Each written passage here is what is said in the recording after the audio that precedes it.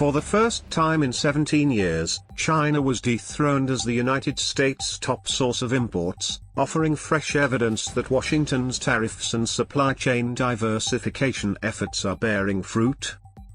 Mexico outpaced China in 2023 in terms of total value of goods shipped to the U.S., according to data from the U.S. Census Bureau released on Wednesday. Total U.S. imports from China last year reached $427.2 billion, falling by 20.3% compared to 2022, and slightly higher than the $421.1 billion from Canada in 2023, census data showed. Meanwhile, the US bought $475.6 billion worth of goods from Mexico in 2023, increasing by 4.6% year-on-year. China's share of US imports also dipped to 13.9% in 2023, its lowest level since 2004.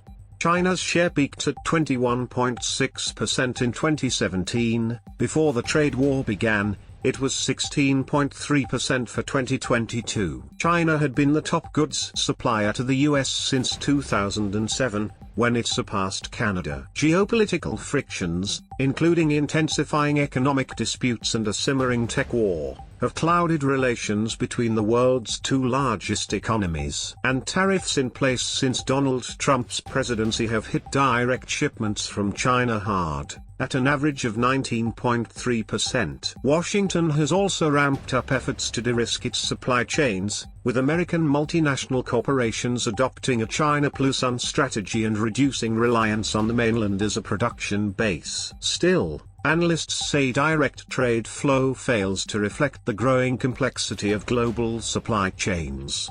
More components made in China win through Southeast Asia and Mexico, where final products are assembled before arriving in the US, making it hard to track in detail. More Chinese money is also flowing to Mexico, a key destination for US nearshoring. Chinese manufacturers for furniture, home appliances, apparel and automobile parts have flocked to the Latin American country to build production bases, vying for access to the US market. However, Washington is becoming increasingly wary of the trend.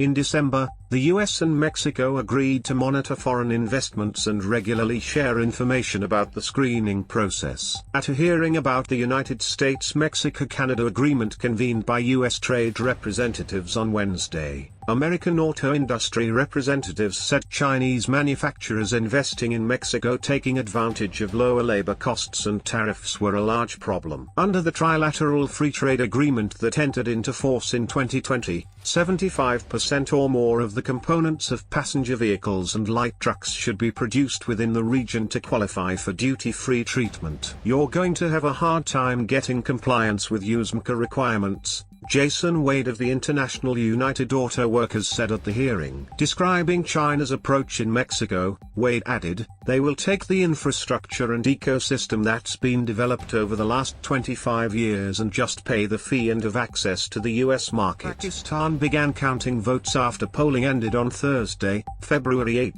In a general election marred by militant attacks and suspension of mobile phone services, with authorities saying that at least 9 people had been killed nationwide. The vote was held as the South Asian country struggles to recover from an economic crisis while it grapples with rising militant violence in a deeply polarized political environment. The National Assembly has 265 seats and polling in one seat was postponed due to the death of a candidate.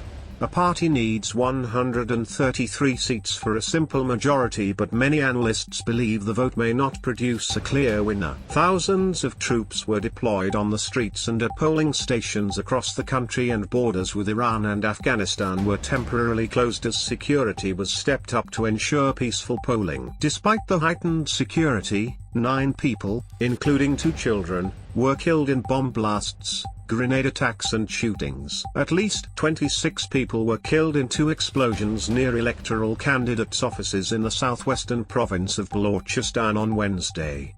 Islamic State later claimed responsibility for those attacks. Thursday's victims included 5 police killed in a bomb blast and firing on a patrol in the Kulachi area of Deir Ismail Khan district in the northwest, authorities said. 2 children died in a blast outside a women's polling station in Balochistan. Mobile phone services suspended for security reasons were being partially resumed, the Interior Ministry said late on Thursday. In spite of the security worries and bitter winter cold, people lined up at polling stations hours before voting was due to start. The move to suspend mobile networks sparked criticism from leaders of opposition parties, with the Pakistan People's Party's Bilawal Bhutto Zardari, the 35-year-old son of assassinated former Premier Benazir Bhutto, calling for its immediate restoration. Amnesty International called it a blunt attack on the rights to freedom of expression and peaceful assembly. Chief Election Commissioner Sikandar Sultan Raja said the decision on mobile networks was made by law and order agencies following Wednesday's violence. Jailed former Prime Minister Imran Khan's PTI party, in a post on X, called on people to remove passwords from their Wi-Fi accounts so anyone in the vicinity could have internet access. Former Prime Minister Nawaz Sharif, considered by many analysts to be the frontrunner, dismissed talk of an unclear result. The main contests are expected to be between candidates backed by former cricket superstar Khan, whose party won the last national election, and the Pakistan Muslim League of Sharif, who analysts say is being backed by the powerful military. The military has dominated the nuclear-armed country either directly or indirectly in its 76 years of independence, but for several years it has maintained it does not interfere in politics. If the election does not result in a clear majority for anyone, as analysts are predicting, tackling multiple challenges will be tricky, foremost being seeking a new bailout program from the International Monetary Fund after the current arrangement expires in March. 2 broken fingers in a rugby match changed everything for Seiji Ozawa, the celebrated Japanese conductor, who blazed a trail in classical music, connecting Eastern traditions with the West. Public broadcaster NHK and other Japanese media reported on Friday, February 9, that Ozawa had died of heart failure at his home in Tokyo, aged 88. As a teenager, the maestro seemed destined for a career as a pianist. But he also had another passion, rugby, which his piano teacher's mother banned him from playing. Naturally, he defied her, and one day he broke his 2 index fingers in a ruck during a game, abruptly ending all hope of ever becoming a concert pianist. It was only then the idea of conducting was floated. Years later, US President Barack Obama would gently chide the diminutive conductor for his costly act of rebellion. "Now I have to say, looking at you, Seiji, I'm not sure that was a good idea taking part in that rugby match," Obama said. But fortunately, for the rest of us, it opened up the door to a career as a conductor. Broken fingers were not the only obstacle Ozawa had to a musical career. He would later sum up his childhood as, "No money, my house." Born in northern China, which was then occupied by Imperial Japan, his family fled back to Tokyo as defeat in World War II loomed in 1944. Although his father was a dentist, there was little cash to spare, and Ozawa paid for his lessons by mowing his teacher's lawn. After the life-changing accident in 1950, it was his piano teacher who suggested the 15-year-old try conducting, an unknown world for Ozawa at the time. But after seeing his first orchestral concert, Beethoven's Piano Concerto No. 5, he later recalled with typical precision he was hooked. And Ozawa quickly shined. In 1958, he was named Japan's most exceptional talent, and the following year he went abroad, a move that proved a game-changer. He met some of the greatest luminaries of the classical music world, including the composer and conductor Leonard Bernstein, becoming his assistant at the New York Philharmonic in the 1961-1962 season. The following year, the great conductor Herbert von Karajan took him on as assistant at the Berlin Philharmonic. Ozawa went on to lead orchestras in Chicago, Toronto, San Francisco, and had a 29-year stint as musical director of the Boston Symphony Orchestra, BSO, where they named a concert hall after him. He left in 2002 to become chief conductor at the Vienna State Opera until 2010. The Vienna Philharmonic, with which Ozawa first collaborated at the 1966 Salzburg Festival, paid tribute to his loving interaction with his colleagues and his charisma. It was a gift to be able to go a long way with this artist, who was characterized by the highest musical standards and at the same time humility towards the treasures of musical culture, Professor Daniel Froschauer, chairman of the Vienna Philharmonic, said in a statement. Paying tribute to one of his generation's most sought-after and celebrated conductors, Chad Smith, the CEO of the BSO, said Ozawa was a force of nature on and off stage. He was a musical genius who combined a balletic grace at the podium with a prodigious memory. Seiji was all these things and much more to his fans around the world, said Smith of the BSO's longest-serving conductor.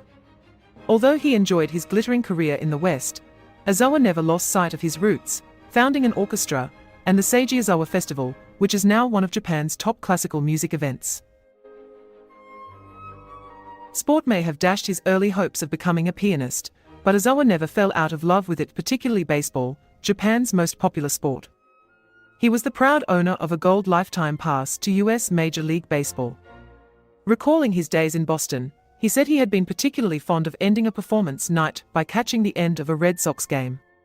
At the end of a concert, I look at the television and usually, baseball is longer than the concert, so I ask Peppino, our driver, "Okay, Peppino, let's go." And then I go to the baseball stadium, he said. A long battle with cancer forced Ozawa to withdraw from performing in 2010, only returning to the podium in 2014, when he was 78. Khairat Satabaldi, an imprisoned nephew of former President Nursultan Nazarbayev, has to date paid nearly 700 billion tenge, around $1.5 billion, in monies allegedly obtained by illicit means into the state coffers, anti-corruption officials said on February 8. The scale of the restitution, as the transfer is being described, marks a significant triumph in a campaign by the authorities to recover funds that they say were unlawfully acquired under the watch of Nazarbayev, who stepped down in 2019. Satabaldi, who is serving a prison sentence for embezzlement, has paid the money pending the unfolding of a new array of criminal cases being brought against him. The Anti-Corruption Agency, or Anti-COR, said in its statement that approximately 45 billion tenge were returned recently, adding to an earlier pile of 650 billion tenge. These figures include both cash and other assets. One asset of note was a 30% stake in telecommunications company Kazakh Telecom. Arment Lukyanov, the spokesperson for Anti-COR, said that an investigation into Satabaldi's alleged involvement in money laundering has concluded, and that the case has now been forwarded to the courts. Lukyanov said that illicit funds were used by Satabaldi to acquire various properties, including some abroad. Satabaldi was arrested in March 2022 at Almaty Airport while attempting to flee to Dubai. The following September, he was sentenced to 6 years in a maximum security prison for major embezzlement. In addition to his prison sentence, Satabaldi was stripped of his rank as General Major in the National Security Committee, or KNB, and all his state awards, and banned from holding public office for 10 years. The onslaught against Nazarbayev's family began in the wake of the violent unrest that shook the country in January 2022. Even before the dust had settled in that crisis, Tokayev consolidated his own power by removing Nazarbayev from his position as the head of the Domestic Security Council. Since then, the authorities say they have recovered over 912 billion tenge, more than $2 billion, the bulk of that coming from Satabaldi. The campaign to reclaim assets may well intensify under a freshly installed government. On February 6, Tokayev accepted the resignation of Olikon Smailov as prime minister and appointed former anti-corruption agency chief Olzas Bektenov in his place.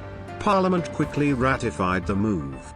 While short on political experience, Bektenov has earned something of a reputation as a scourge to the Nazarbayev family. Speaking at a government meeting on February 7, Tokayev emphasized the importance of returning unlawfully obtained assets as a crucial source of investment for the economy. He urged agencies leading that operation to step up their efforts, which he said would be instrumental to implementing significant projects.